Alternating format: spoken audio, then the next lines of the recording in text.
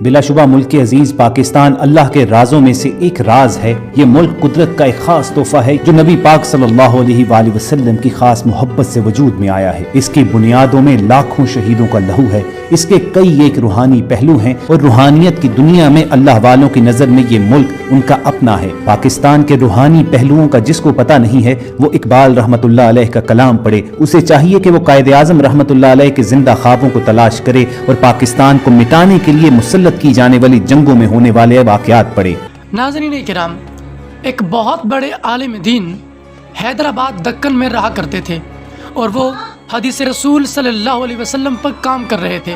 ان دنوں قائد اعظم محمد علی جناح رحمۃ اللہ علیہ تحریک پاکستان میں بڑے سرگرم رکن کی حیثیت سے کام کر رہے تھے۔ قائد اعظم نے ان کو بہت سارے پیغامات بھیجے اور خط و کتابت کے ذریعے ان سے ملنے کی گزارش کی، لیکن وہ عالم قائد اعظم کو مغرب کا تعلیم یافتہ تصور کرتے ہوئے نظر انداز کرتے رہے۔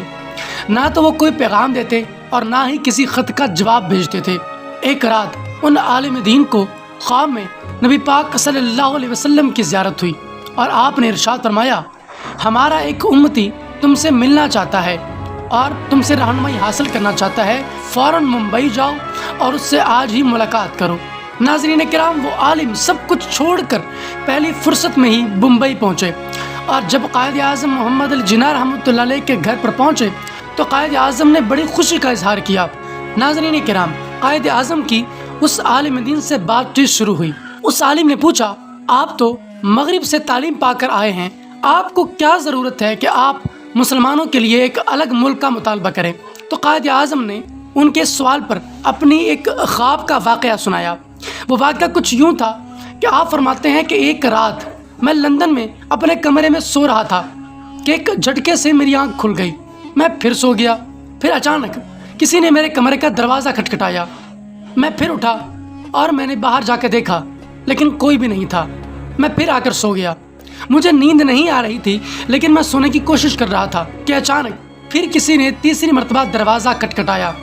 قائد اعظم فرماتے ہیں کہ میں اٹھ کھڑا ہوا اور میں نے پھر جا کر باہر دیکھا کہ کون ہے جو دروازہ کھٹکھٹا رہا ہے۔ قائد اعظم فرماتے ہیں کہ میں جب آ کر اپنے بستر پر لیٹنے لگا تو اچانک میرا کمرہ خوشبو سے مہک رہا تھا اور میں کسی کی موجودگی کو محسوس کر رہا تھا۔ یہ اتنی غیر معمولی خوشبو تھی کہ اس سے قبل میں نے کبھی نہیں سونگھی تھی۔ اس خوشبو نے میری سانسوں کو معطر کر دیا اور مجھے لگا کہ کوئی غیر معمولی شخصیت میرے کمرے میں موجود ہے۔ میں بہت خوفزدہ بھی ہو گیا لیکن اس خوشبو کی وجہ سے میرے اندر اطمینان سا پیدا ہو گیا۔ قائد اعظم فرماتے ہیں کہ میں نے کہا، Who are you؟ غائبانہ طور سے جواب آیا، I'm your prophet محمد، کہ میں تمہارا پیغمبر محمد مصطفیٰ صلی اللہ علیہ وسلم ہوں۔ قائد اعظم فرماتے ہیں کہ میں جہاں تھا وہیں بیٹھ گیا اور پورے ادب کے ساتھ ان کی گفتگو سننے لگا۔ قائد اعظم فرماتے ہیں وہ اتنی میٹھی آواز تھی کہ جو میرے کانوں میں رس گھولنے لگی اور اس مسحور کن آواز نے مجھے اپنی محبت میں جکڑ لیا۔ میں خاموشی سے وہ ساری گفتگو سن رہا تھا تو آواز پھر آئی۔ وہ آواز کچھ یوں تھی، Guide Muslim in there I have come to ordain you to live for India freedom movement. I am with you. Finally, you will emerge successful, inshallah. یعنی اے محمد علی جناح، آپ واپس ہندوستان چلے جائیں اور وہاں کے مسلمانوں کی آزادی کے لیے جدوجہد کریں۔ وہاں کے مسلمانوں کو آپ کی ضرورت ہے، آپ جا کر ان کو گائیڈ کریں۔ میں آپ کے ساتھ ہوں اور انشاءاللہ آپ کامیابی سے ہمکنار ہوں گے۔ قائد اعظم فرماتے ہیں کہ میں یہ آواز سن کر بہت حیران ہوا اور پھر آخر میں نے کہا، thank you my holy prophet. Quaid Azam نے یہ ساری گفتگو سنی اور آپ کی آنکھوں سے آنسو جاری ہو گئے۔ قائد اعظم فرماتے ہیں اس واقعے کے بعد جتنی جلدی ممکن ہو سکتا تھا میں مستقل طور پر ممبئی آ گیا۔ قائد اعظم محمد علی جناح کی یہ خوش قسمتی ہے کیونکہ یہ خواب نہیں تھا بلکہ آپ کی بیداری میں جناب رسول اللہ صلی اللہ علیہ وسلم کے ارشاد کو آپ نے سنا، چنانچہ آپ واپس آئے۔ ہندوؤں اور انگریزوں نے آپ کی بہت زیادہ مخالفت کی، بے شمار رکاوٹیں کھڑی کیں اور آپ کی بہت زیادہ مخالفت کرتے رہے، لیکن اس کے باوجود بھی آپ اپنے مقصد میں کامیاب رہے۔ کیوں نہ ہوتے؟ کیونکہ آپ کی پشت پر رسول اللہ صلی اللہ علیہ وسلم کا دست مبارک تھا اور ساتھ ہی آپ کو حضور اکرم صلی اللہ علیہ وسلم پاکستان بننے کی خوشخبری سنا چکے تھے، اس لیے آپ کو پورا یقین تھا کہ پاکستان آزاد ہو کر رہے گا۔ ناظرین، ہو سکتا ہے آپ یہ سوچ رہے ہوں کہ حضور اکرم صلی اللہ علیہ وسلم نے قائد اعظم کے ساتھ انگریزی میں گفتگو کی، تو یہ کوئی تعجب کی بات نہیں ہے۔ حضور نبی آخر الزمان صلی اللہ علیہ وسلم قیامت تک کے لیے نبی ہیں۔ آپ کے امتی ہزارہ قسم کی زبانیں بولتے ہیں۔ یہ بھی آپ کا زندہ معجزہ ہے کہ آپ کا جو امتی آپ سے جس زبان میں گفتگو کرنا چاہتا ہے، آپ اسی زبان میں اس کو جواب مرحمت فرماتے ہیں۔ ناظرین کرام، یہ واقعہ عبدالحمید صدیقی ایڈوکیٹ نے اپنی ایک کتاب زیارت نبی بحالت بیداری میں ذکر کیا ہے۔ قائد اعظم کے چند الفاظ تو میں چاہتا ہوں کہ آپ کو میں سنا دوں۔ ٹی بی کے جب مریض تھے اور آخری دن تھے زندگی کے، اب یہ جو فرمایا ہے وہ سن لیجیے۔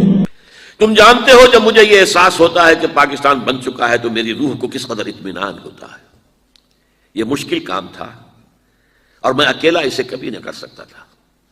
میرا ایمان ہے کہ یہ رسول خدا کا روحانی فیض ہے کہ پاکستان وجود میں آیا صلی اللہ علیہ وسلم۔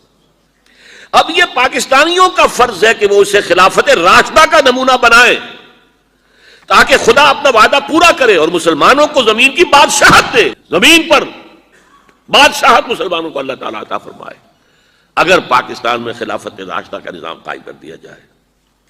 پاکستان میں سب کچھ ہے، اس کی پہاڑیوں، ریگستانوں اور میدانوں میں نباتات بھی ہیں اور معدنیات بھی۔ انہیں تسخیر کرنا پاکستانی قوم کا فرض ہے۔ قوم نیک نیتی، دیانتداری، اچھے اعمال اور نظم و ضبط سے بنتی ہیں اور اخلاقی برائیوں، منافقت، زرپرستی اور خود پسندی سے تباہ ہو جاتی ہے۔ یہ وہ ہے کہ جو ڈاکٹر ریاض علی شاہ کی ڈائری سے یہ اقتباس روزنامہ جنگ نے شائع کیا ہے 11 ستمبر 1988 کو۔ یہ تھا مقصد اس پاکستان کا۔ یہ ملک کوئی عام ملک نہیں ہے کہ خطہ زمین ہے، بلکہ یہ وہ ملک ہے جو رسول اللہ کی دعاؤں کا ثمر ہے۔ اور پاکستان جب مارز وجود میں آتا ہے، نواب آف کلات پاکستان کے حق میں ووٹ دینے کے لیے آمادہ نہیں ہے، لیکن ایک رات قبل جب الیکشن ہوتے ہیں تو وہ پاکستان کو ووٹ دے دیتا ہے۔ تو کسی نے اس کو پوچھا خاندان کے افراد میں سے کہ تم تو پاکستان کے حق میں نہیں تھے، تو راتوں رات تبدیلی کیسے ہوئی؟ تو کہا کہ مجھے رسول کریم خواب میں ملے اور حضور نے ارشاد فرمایا ہے کہ ووٹ پاکستان کو دینا ہے۔ تو پاکستان کو کوئی کیسے توڑ سکتا ہے؟ پاکستان کے صوبے بھی حضور کی مرضی سے بنے ہیں۔ جب 65 کی جنگ لگی ہے تو جو حضور کے روضہ کے آس پاس مجاورین تھے، خادم تھے، ان میں سے ایک خادم نے دیکھا کہ حضور روضہ انور سے باہر تشریف لا رہے ہیں اور جنگی لباس حضور نے پہنا ہوا ہے اور تلوار حمائل کی ہوئی ہے اور حضور کے ساتھ اصحاب ہیں۔ تو میں نے کہا میرے ماں باپ آپ پہ قربان ہو، اس وقت اس حالت میں آپ کہاں جا رہے ہیں؟ تو حضور نے ارشاد فرمایا ہندوستان نے پاکستان پہ حملہ کر دیا ہے، میں مدد کے لیے جا رہا ہوں۔ تو یہ حضور علیہ الصلوۃ والسلام کی نظر عنایت کا محل ہے پاکستان۔